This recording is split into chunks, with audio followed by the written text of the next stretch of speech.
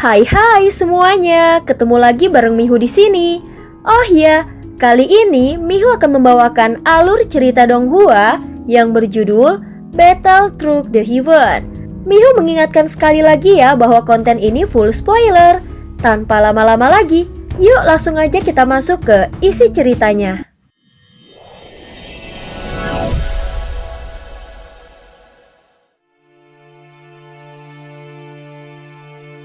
Melanjutkan dari kisah sebelumnya. Sebelumnya setelah gelasir darah raksasa menelan mayat Klan Yuansen milik Yao Nantian, seketika Xiaoyan segera memasukkan gelasir darah raksasa ke dalam ruang lingsu, sehingga tubuhnya tiba-tiba menghilang. Hal ini menyebabkan kemarahan Yao Nantian memuncak dan langsung menyerang Xiaoyan. Pada saat ini jejak di ujung jari Yao Nantian berubah menjadi cahaya keemasan yang melesat dengan cepat. Cahaya keemasan itu langsung membesar membentuk sebuah segel misterius yang tampak sangat dalam dan rumit. Bahkan muncul sebuah bayangan menara raksasa yang megah di langit.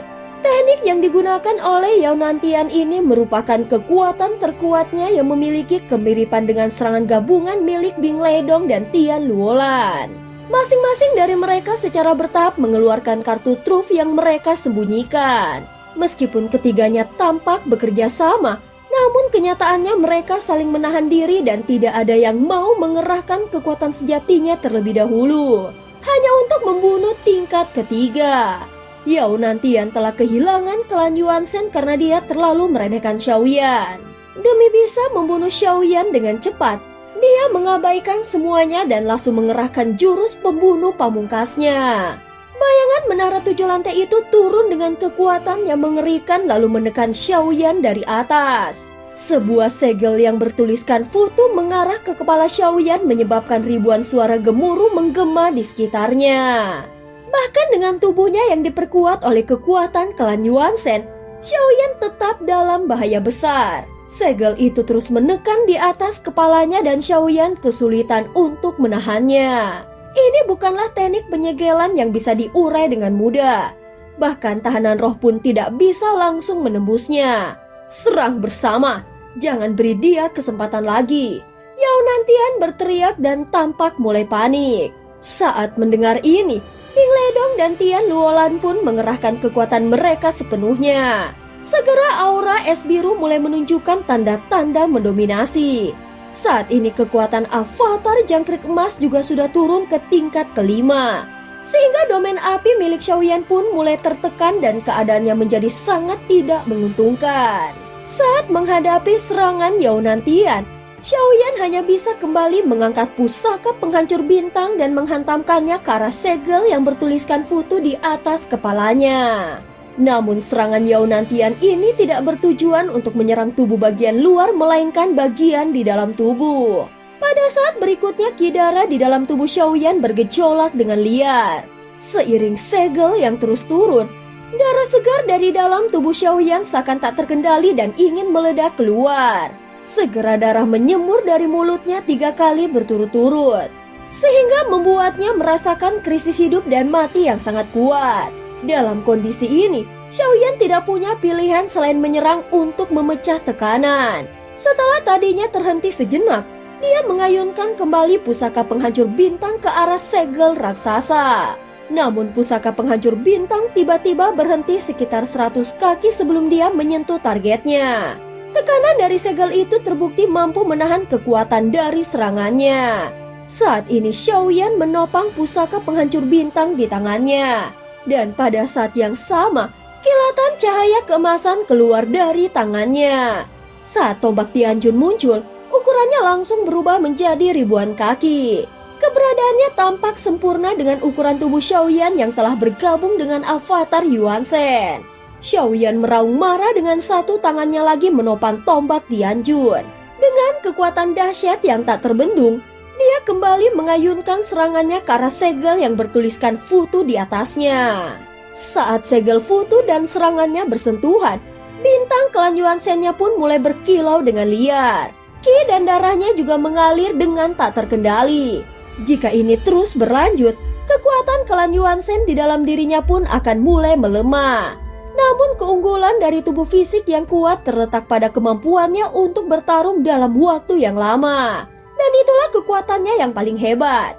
Walaupun Xiaoyan telah berkali-kali terluka, tetapi kekuatan Qi dan darah di dalam tubuhnya masih terus mengalir tanpa henti. Hanya kulit luarmu yang keras.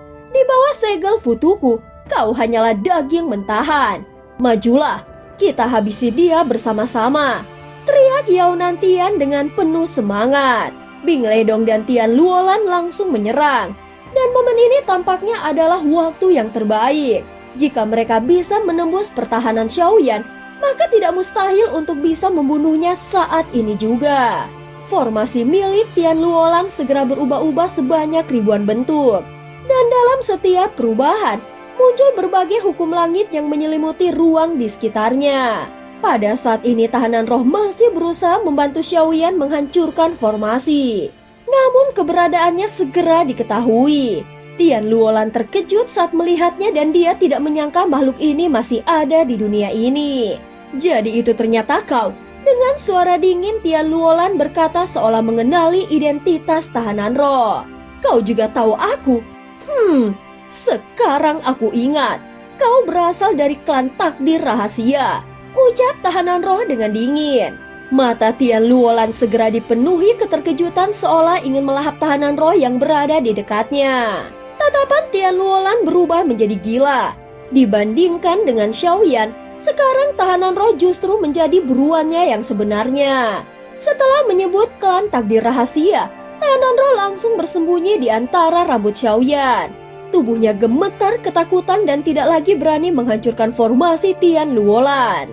Sehingga kekuatan formasi di sekitarnya langsung menyerbu ke arah Xiaoyan dan membuat tekanannya semakin hebat. Tahanan roh, kenapa kau bersembunyi? Dia ingin memakanku, teriak tahanan roh dengan marah. Kalau aku kalah, dia pasti akan langsung memakanmu. Cepat buka formasi itu, bantu aku bertarung. Suara Xiaoyan menggema. Tahanan roh sempat ragu tetapi akhirnya dia sadar memiliki pelindung. Jadi kenapa dia harus takut? Klan takdir rahasia, berapa banyak dari klanku yang kalian telan? Jika suatu hari aku bangkit, aku akan memusnahkan seluruh klanmu. Teriak tahanan roh dengan marah. Namun kondisi Xiaoyan saat ini sedang tidak baik. Dalam pertarungannya melawan segel Futu milik Yao Nantian, kekuatan avatar jangkrik emas yang menyertainya turun lagi ke tingkat keempat. Di bawah tekanan seni takdir, kultivasi Xiaoyan sudah mulai melemah. Energi es biru dari Bing Ledong yang seperti badai pemusnah perlahan memaksa api Xiaoyan menghilang dan tekanan itu semakin mendekat. Waktu untuk Xiaoyan sudah hampir habis. Jika dia ingin menang dalam pertempuran ini, hanya ada satu cara, yaitu menghancurkan segalanya tanpa memperdulikan akibatnya. Sudah cukup, Xiaoyan meraung. Meskipun kekuatan avatar Yuan Shen-nya sudah hampir mencapai batasnya, tetapi dia harus mengerahkan segalanya dalam pertarungan putus asa ini. Dengan kekuatan pusaka penghancur bintang, Xiaoyan meluncurkan serangan dahsyat. Qi dan darahnya melonjak dari tubuhnya sehingga kekuatan klan Yuan Shen-nya kembali meledak. Tubuh raksasanya yang bisa menutupi langit dan matahari kini bertambah lebih besar. Seiring tubuhnya yang membesar, kekuatan Qi darahnya juga meningkat besar. Satu tangannya menghantam pusaka penghancur bintang dan tangan lainnya memegang tombak Tianjun. Xiaoyan segera mendorong kedua tangannya ke depan. Jarak yang tadinya tidak bisa ditembus, kini perlahan-lahan terpangkas dan semakin mendekat. Saat melihat ini, Yao Nantian tiba-tiba merasakan jantungnya diremas dengan keras. Hal ini bahkan benar-benar di luar dugaan para monster tua tersebut. Bing Ledong, keluarkan jurus pamungkasmu sekarang juga, teriak Yao Nantian dengan panik. Di bawah tekanan terus-menerus dari Yao Nantian, Bing Ledong akhirnya mengerahkan kekuatan penuhnya. Es segera membeku di antara alisnya dan kekuatannya langsung meningkat. Melihat tubuh raksasa Xiaoyan yang menutupi langit, Bing Ledong menyapu tangannya ke depan. Aura es biru langsung menyatu dari segala penjuru. Kekosongan membeku sedikit demi sedikit sampai akhirnya membentuk tombak es biru. Dengan gerakan perlahan, Bing Ledong mengulurkan tangannya. Aura es berputar-putar di sekitarnya. Dan begitu dia menggenggam tombak itu, es biru langsung meledak dengan kuat. Dia mengarahkan tombak itu ke tubuh raksasa Xiaoyan lalu melemparkannya dari kejauhan. Tombak es melesat ke udara dan seiring lajunya, es dari segara penjuru langit ikut tersedot dan menyatu ke dalamnya. Saat berikutnya tombak itu bertambah besar hingga panjangnya menjadi ribuan kaki. Menjadi tombak es raksasa yang menusuk ke arah Xiaoyan. Namun pada saat yang sama, sebuah bayangan gelap Raja Yao Yue dari alam dewa kuno muncul di depan tombak raksasa dan langsung meledakkan dirinya tanpa keraguan sedikit pun. Dan cerita pun berakhir. Terima kasih udah dengerin Mihu dari awal sampai akhir ya.